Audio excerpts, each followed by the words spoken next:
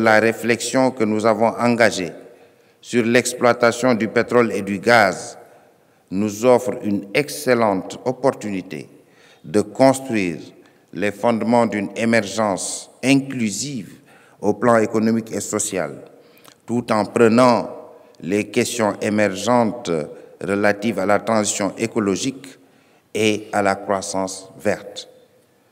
Notre pays, le Sénégal, devra donc s'atteler à mettre en place un dispositif de veille environnementale.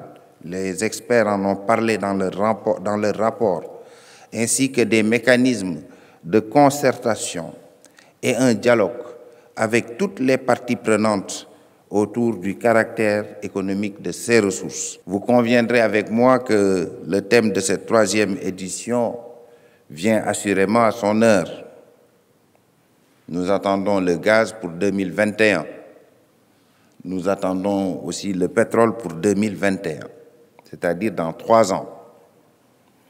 En effet, les enjeux économiques, sociaux et environnementaux que soulève l'exploitation du pétrole et du gaz nécessitent immanquablement une approche multisectorielle, participative et inclusive, gage d'une gestion durable et saine des ressources.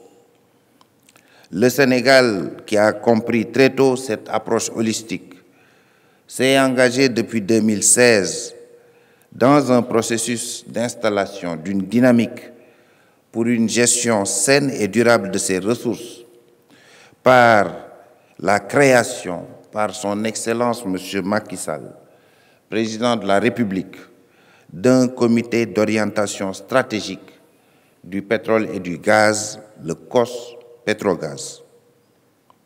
Le COS Petrogaz est en effet chargé d'assister le chef de l'État et le gouvernement dans la définition, la supervision, l'évaluation et le contrôle de la mise en œuvre de la politique de l'État en matière de développement de projets pétroliers et gaziers. Mesdames, Messieurs, l'adhésion de notre pays à l'ITIE, l'initiative pour la transparence dans les industries extractives en 2012, traduit bien cette ambition du président de la République de faire de la bonne gouvernance une réalité dans la gestion des affaires publiques et par la même occasion son intention de faire du secteur minier un moteur de croissance économique et de développement social.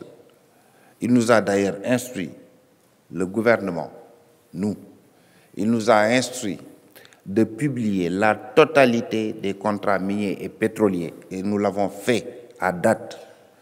Je pense qu'il s'agit là d'une instruction qui va au-delà des obligations de l'ITIE.